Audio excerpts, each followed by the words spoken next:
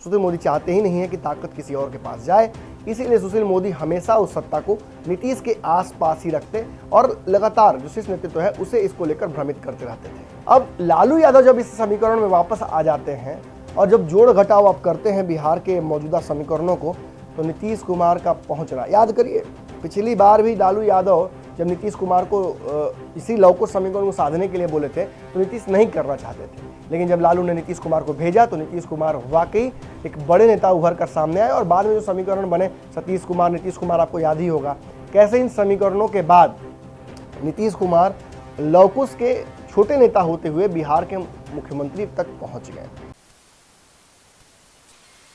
नमस्कार, भारत लाइव देख रहे हैं आप और ये रातों रात की खबर है।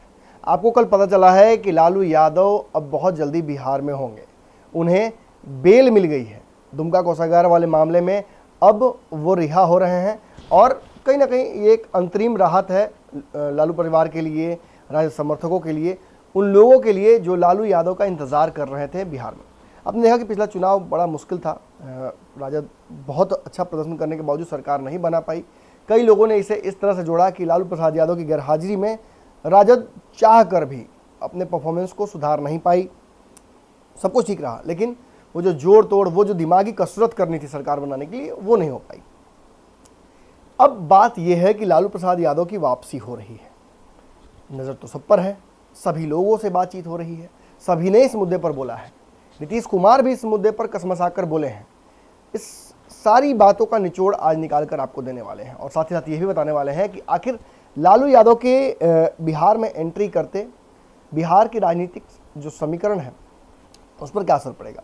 उससे भी बेहतर मैं ये बताने वाला हूं आपको कि बिहार में एनडीए के गणित पर लालू यादव का जो धमक है वो कितना असर छोड़ेगा, क्या फैसला होगा, क्या एनडीए को वाकई लालू यादव अपने हिसाब से तोड़ मरोड़ पाएंगे, नीतीश कुमार की बेचैनी क्यों है इतनी और भाजपा चुप्पी क्यों साधे हुए है, सुशील मोदी को किस बात का डर लग रहा है, इन सारी बातों पर चर्चा करेंगे। लेकिन शुरुआत करेंगे नीतीश कुमार से।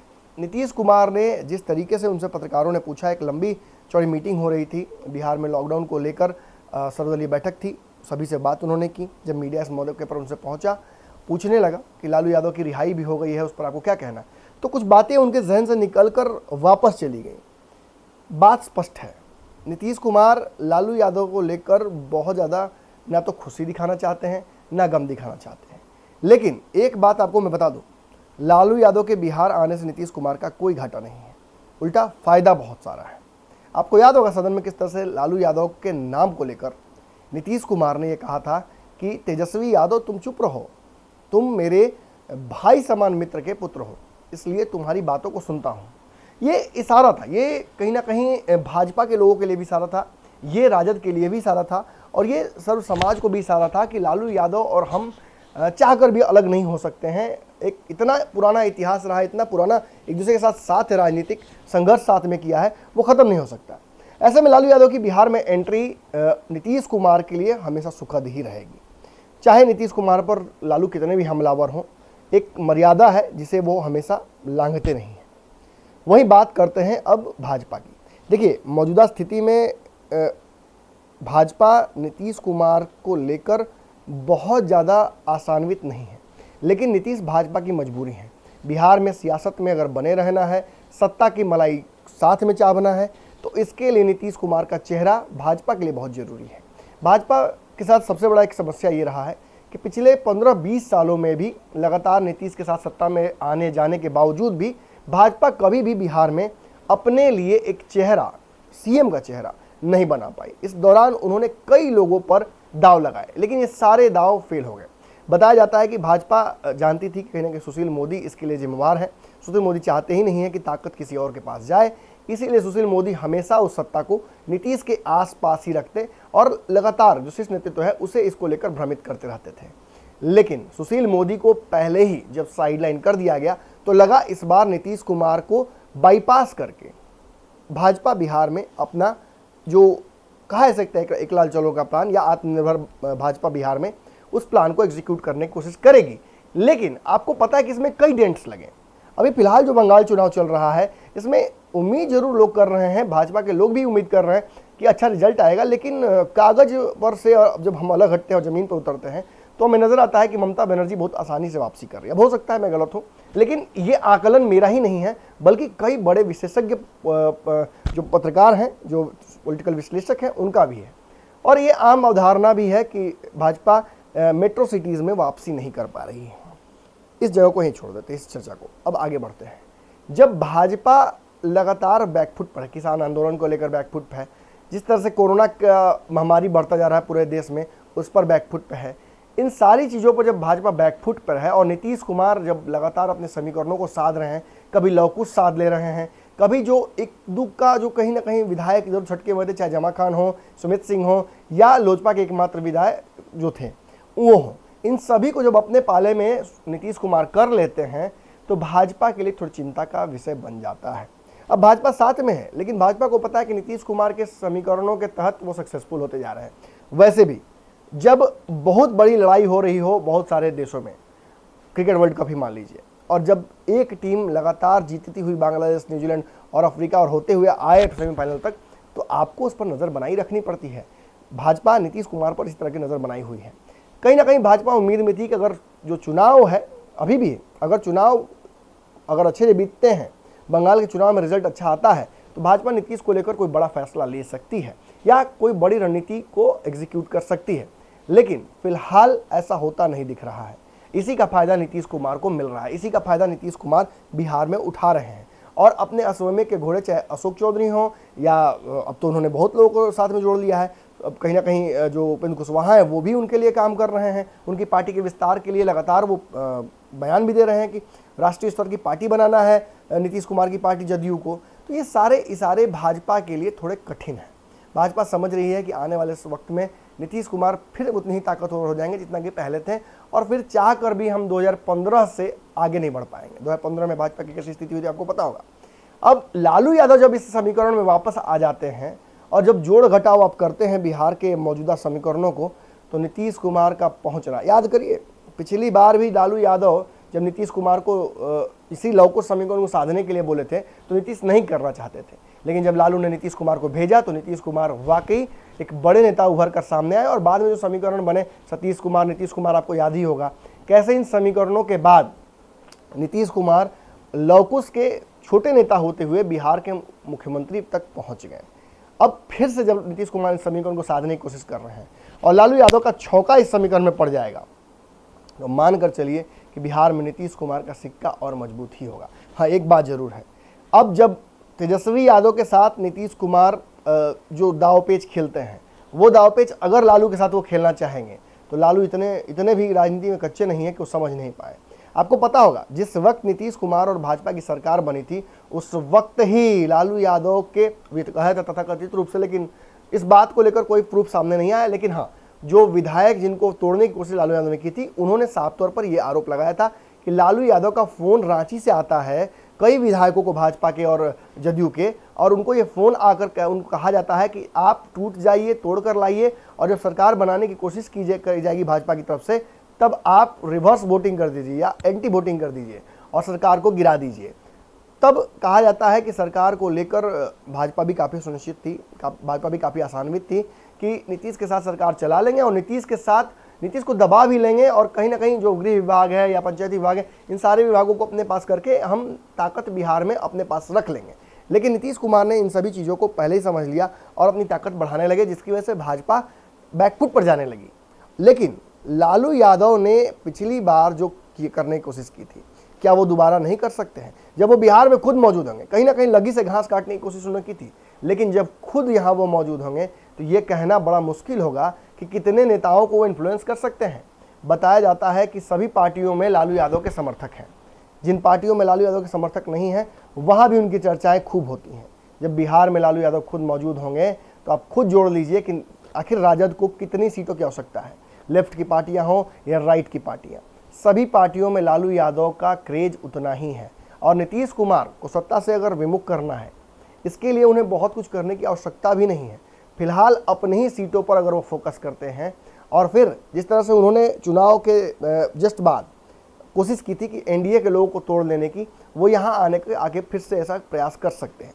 अभी थोड़ी देर पहले ही मैंने आपको बताया था कि एक ट्वीट वायरल हो रहा था कल पूरे दिन, जिसमें कहा गया कि सुशील मोदी ने ट्वीट किया था तथाकथित रूप से, और उस ट्वीट में लिखा गया था कि लालू यादव सरकार हमारी तोड़ने की कोशिश करते हैं बिहार में, तो हम हाई कोर्ट का जो दरवाजा है वो खटखटाएंगे। यानी भले ही ये ट्वीट फर्जी हो या नहीं फर्जी हो या खुद उन्होंने किया हो सुशील मोदी ने, लेकिन एक बात तो तय है कि सुशील मोदी का डर सर चढ़कर बोल रहा है। रोज लालू लालू की नारे जपने वाले सुशील मोदी बाद में कई ट्वीट्स करते हैं, और ट्वीट्स के आधार पर वो इशारा करते हैं कार्यकर्ताओं को, चेतावनी सी देते हैं राजद के कार्यकर्ताओं को कि आप अगर सड़कों पर उतरेंगे, आप अगर बाहर आकर खुशियां मनाने की कोशिश करेंगे लालू यादव की यहाँ पे मौजूदगी को लेकर, उनकी रिहाई को लेकर, तो फिर कानून के हिसाब से आपको सजा दी जाएगी। कानून चुप नहीं बैठेगा, प्रशासन ऐसे ही बैठकर आपको देखता नहीं रहेगा, कोरोना के प्रोटोकॉल्स को फॉलो करना पड़ेगा आपको। ये सारी चीज़ें अपनी जगह पर है, लेकिन जब आप खुद देखते हैं कि एक तरफ जहां रैलियां हो रही हैं बंगाल में, खुद जब कोई कार्यक्रम करना होता है भाजपा के नेताओं को, खुद एक भाजपा के नेता ये कह रहे थे आज ही कि कुंभ के मेले में वो कोरोना पॉजिटिव होने के बावजूद पहुंचे थे, तो समझ सकते हैं आप कितना बड़ा रिस्क उन्होंने लिया, कितने लोगों को उन्होंने इन्फेक्ट किया होगा। और अब जब चर्चाएं इस तरफ हो रही हैं कि की लालू यादव की रिहाई होगी और उसके कार्यकर्ता जो राजद के हैं वो खुशी भी जाहिर करेंगे, तो कहीं ना कहीं उनको आड़े हाथों लेने की बात कर रहे हैं सुशील मोदी, तो अब समझ सकते हैं कहीं ना कहीं जिसके हाथ में लाठी होती है भैंस भी उसी की होती है, ये कहने का प्रयास कर रहे हैं सुशील मोदी। लेकिन बड़ी बात यहाँ और है, सुशील मोदी को फिर से जीवन दान भी मिल सकता है अगर लालू यादव की बिहार में वापसी होती है।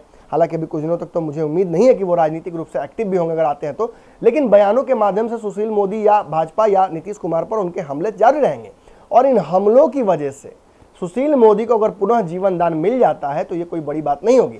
वैसे भी लालू यादव के बिहार आते ही नीतीश कुमार के जो मंद मुस्कान आज उन्होंने अंदर से दिया, कुछ बोलते बोलते रह गए, वो भी आप समझिए नीतीश कुमार का जो वैल्यू है वो बढ़ेगा। उनको सभी को पता है, भाजपा को खास तौर पे ये बात पता है कि जब एक बार भाजपा को छोड़कर वो वापस भाजपा के साथ आ सकते हैं, तो ऐसा कोई उन्होंने कसम नहीं खा रखा, हालांकि कसम तो पिछली बार खाई थी उन्होंने, लेकिन मिट्टी में मिलने की बात भी की थी, लेकिन फिर भी वो भाजपा के साथ चले गए। तो ऐसा जब नीतीश कुमार करते ही आए हैं तो कोई बड़ी बात नहीं है कि लालू यादव के बिहार में आते ही वो फिर से इसका राजनीतिक फायदा उठाने की कोशिश करें। सब कुछ डिपेंड करेगा लालू यादव के आते ही वो जो अपना राजनीतिक तेवर दिखाते हैं, किस के तरफ बहुत गर्म रहते हैं, किसके तरफ नरम रहते हैं, नीतीश को कितना मार्जिन देते हैं, इन सब पर बहुत कुछ डिपेंड करेगा। जो एनडीए का गणित है वो कैसे लालू यादव अपने हिसाब से चलाते हैं, इन सब कुछ पर डिपेंडेंस सीधे सीधे लालू यादव की मौजूदगी की होगी। लालू जब बिहार आते हैं और आने के साथ साथ जब वो हमला करेंगे सरकार के विभिन्न कार्यक्रमों पर, चाहे कोरोना को लेकर जो कमियां रह जा रही हों, ऑक्सीजन को लेकर आपको पता ही है, कल ही में मैंने बताया था आपको कि तेजस्वी यादव रटते रह गए लेकिन सरकार ने उस पर ध्यान नहीं दिया। अब जब विकराल हो गई है स्थिति तो कहीं ना कहीं सरकार मीटिंग्स कर रही है, कोरम पूरा कर रही है। नीतीश कुमार रोज ही एक बात कहते हैं, हाँ भाई बढ़ रहा है कोरोना, हाँ भाई बढ़ रहा है कोरोना, लेकिन जब उनसे लालू यादव के बारे में पूछा जाता है तो उनकी मतलब ऐसा था कि उगल भी नहीं सकते थे, निगल भी नहीं सकते।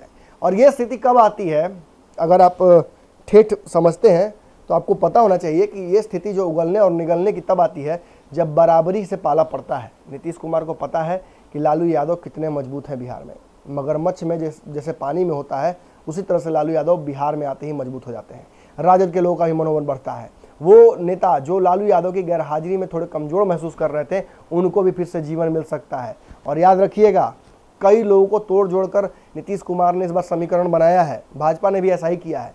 ऐसे में सारे समीकरण अगर बिहार में लालू की एंट्री करते ही ध्वस्त हो जाए, किसी का महिमा मंडन नहीं कर रहा हूँ, लेकिन समझने की जरूरत है, जो व्यक्ति इतने दिनों तक बिहार की राजनीति में एक मुश्त अपना सिक्का जमाए रखा, वो अगर बिहार वापस आता है तो बिहार की राजनीति में अगर उथल पुथल ना हो तो फिर कहना क्या है। आप अच्छे से समझते हैं कि लालू यादव की बिहार में एंट्री इतनी ही काफ़ी है नीतीश कुमार, सुशील मोदी, भाजपा, इन सभी की बेचैनी को बढ़ाने के लिए।